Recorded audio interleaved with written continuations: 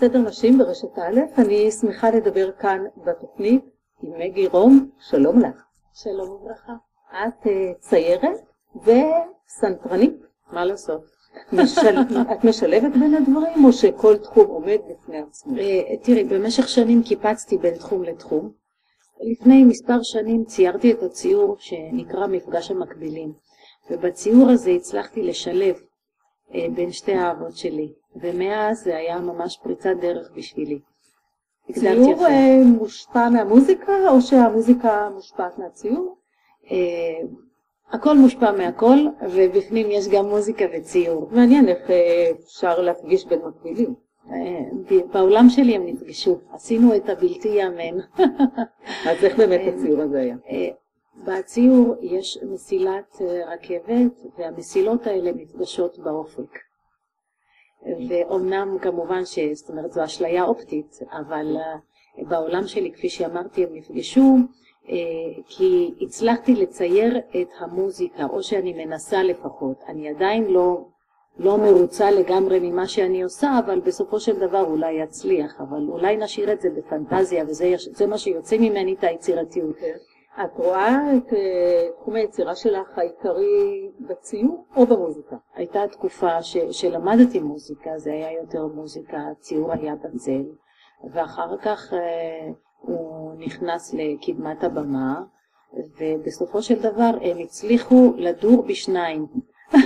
את גם הופעת בהרכבים מוזיקליים? כן, הרכבים קאמריים לפני שנים, והרבה פחות היום, למרות שאני חוטאת בחלטורות, בנגינה, בכנסים שונים, באירועים וכו'. מה את מציירת? מה יש בציורים שלך?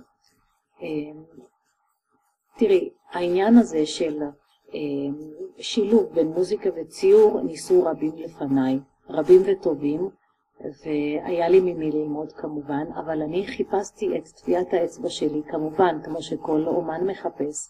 לקחתי מרכיבים מאוד בסיסיים של המוזיקה, כמו קצב, כמו הקו של המנגינה, וניסיתי להפוך אותם לציוריים.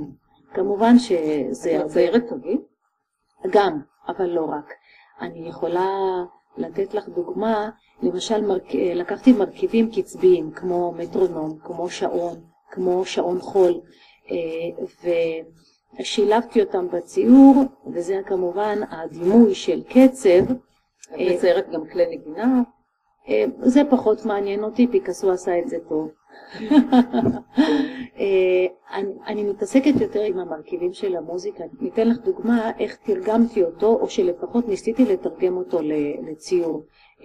לקחתי פרטיטורה של קרל פיליפ עמנואל באך, שהוא הבן של הבאך המפורסם, ועשיתי טריפטיכון, זאת אומרת 3 ציורים שהם אחד, זאת אומרת בנושא אחד והם ביחד. קראתי לראשון, לשמאלי שביניהם, בוקר אביך, לשני אחר צהריים ולשלישי לילה, וזה מכוון את הצופה להסתכל בצורה כזאת על הפרטיטורה הזאת. זאת אומרת מצד שמאל לחוות את הבוקר קודם, אחר כך את אחר הצהריים ואחר כך את הלילה. זאת אומרת הכנסתי הכוונה של קצב, כיצד להסתכל על הציור, כי מוזיקה המרכיב הבסיסי ביותר זה קצב.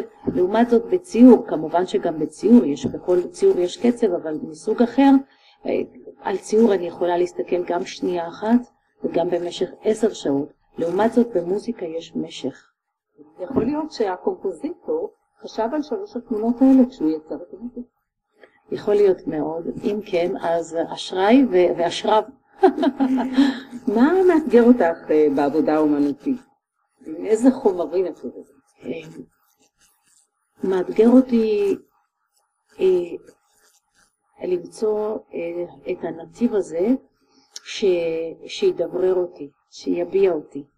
כמובן שאני חוטאת גם בדיבורים וגם בכתיבה פה ושם, אבל אני חושבת שאת כל המלאות הזאת שבי הציור והמוזיקה או השילוב ביניהם מצליחים לעשות הכי טוב. במשך שנים ציירתי בכל מיני מצעים, אם זה קנבס, או אם זה עץ, או אם זה צבעים כאלה ואחרים. ומה שהכי תפס אותי בשנים האחרונות, זה הציור על עץ, ועל העץ משוחים חומרי עבודה גסים, חומרי בניין אפשר לומר, ועל המצע הקשה הזה לצייר את הדברים שדורשים דיוק. לא רק במוזיקה, אני גם מציירת נושאים אחרים, זאת אומרת, אני אגלוש טיפה ואומר שהדבר האחרון זה בהשראת פילם נואר של שנות סרטי הפשע של הוליווד משנות ה-40 ממלחמת העולם, זאת אומרת, אחרי מלחמת העולם השנייה, או נושאים אחרים שאני גם מציירת, ואת כל זה לצייר על מצע כל כך קשה, ועם בליטות ומאמורות וכימורים ושקערורים, אז זה לא לגמרי פשוט, אבל מצד שני זה מאתגר אותי. אבל יש בזה גם הרבה חושניות במצע כזה. המרקם הוא חצי פיסול, וכשאני אמצא את עצמי בתחום הזה, זאת אומרת במרקם הזה, אז אולי יעבור למשהו אחר, אולי לפיסול, לא יודעת, אבל כרגע זה מאתגר אותי וזה מלהיב אותי. כן, אז את אומרת פיסול, וזה יש עוד תחומי יצירה חוץ מציור ומוסיקה שאת עסקת מתעניינת בהם?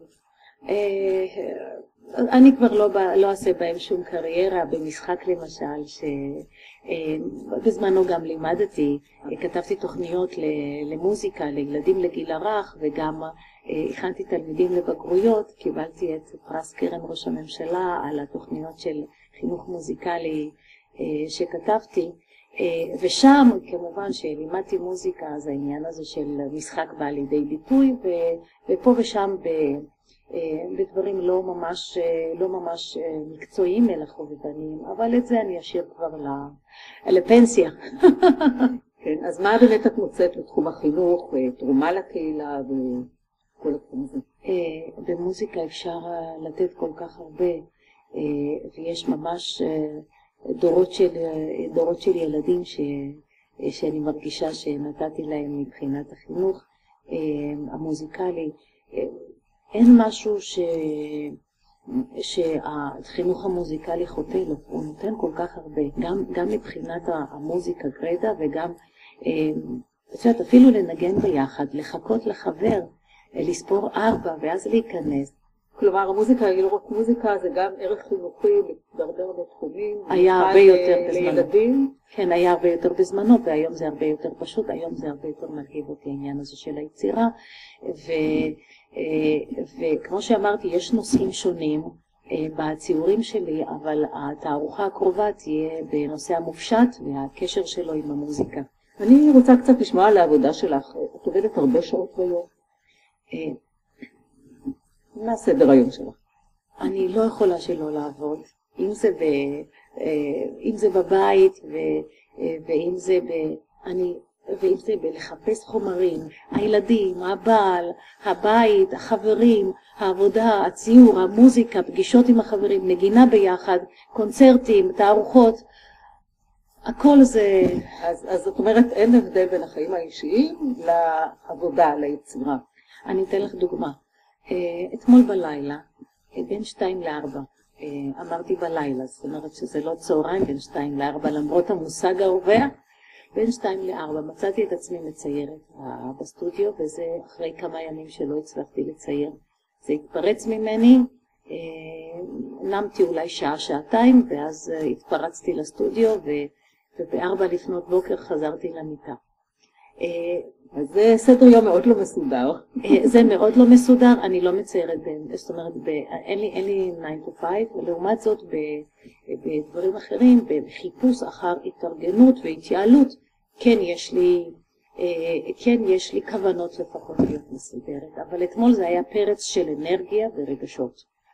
אז איך זה באמת משפיע על חיי המשפחה? יש לך משפחה? כן, יש לי משפחה, אני נשואה שנית, ויש לי ילדים קטנים וילד גדול מנישואי הראשונים, ויש לי ילדים קטנים, בני 4 ו2 ו8, וכמובן כשיש מסגרת כזאת, היא אפשר לומר אפילו מסגרת נחשה כשיש ילדים קטנים, כי יש את הקימה בבוקר, ואחר הצהריים להיות עם הילדים, ללכת איתם לחוגים ואין זמן, וכל הזמן אין זמן, ומחפשים כל הזמן איך להתייעל, איך להתארגן. אז את אומרת, איכשהו זה מסתדר לה. איכשהו זה מסתדר, אני לומדת עם אני אדם מאוד אמוציונלי, וכשהייתי רווקה יותר, אז את יודעת, הכל היה מאוד ספונטני. היום זה הרבה פחות. המסגרת של החיים שלי מכתיבה לי להיות יותר מאורגנת ויותר יעילה, וגם אין ברירה כי אני רוצה להספיק כל כך הרבה. יש מעט כל כך. היו לך תקופות בחיים שלא יכולת ליצור בגלל מה שקרה במשפחה? אני יכולה לומר שכן. באתי ממסגרת מאוד נוקשה, מסגרת של משפחה גרוזינית. אני גדלתי שם עד גיל 12, ומסורתית מאוד, עם חוקים נוקשים. והנוקשות הזאת, לעומת הפרץ שיש בי, האומנותי, ושל, נקרא לזה קצת שמחת חיים, זה קצת קיצץ לי את הכנפיים, והיו שנים לא מעט שלא יצרתי, והכל געש מבפנים, ובסופו של דבר זה פרץ החוצה. פותחת בקורות תערוכה, מתי ואיפה? בבית האומנים בתל אביב, ברחוב אלחריזי 9, ב-26 בינואר בערב, וכולם מוזמנים. יהיה מאוד נחמד, כמובן שבאותו היום תהיה גם פתיחה של כל התערוכות האחרות בבית האומנים. מה את מציגה בתערוכה הזו? בתערוכה הזו יהיה רק מופשט שקשור למוזיקה. הלכנו על הכיוון הזה וקראנו לזה צליל מכוון. רוצה קצת לפרט? אני אשמח מאוד. יש שם 2 תמונות גדולות, מעל מטר על מטר, והשאר 70 על 90, 8, ביחד 10 ציורים. והיתרון הגדול של התערוכה, בנוסף ליתרון של רזומה וקריירה וכולי, שבמקרה שלי, כשאנחנו שמים את כל הציורים יחד, ובכל ציור יש את המרכיב של מוזיקה, אני מתכוונת מרכיב של קצב ומנגינה וקומפוזיציה והרמוניה, אז כשהם הכל ביחד, כל הציורים ביחד, זה יוצר ממש סימפוניה שלמה. יפה, ואת המנצחת, מגי רום, הרבה הצלחה בכל התחומים, היה כיף לדבר איתך. אני מודה לך מאוד. תודה שהגעת אלינו לאולפן, לסדר נשים.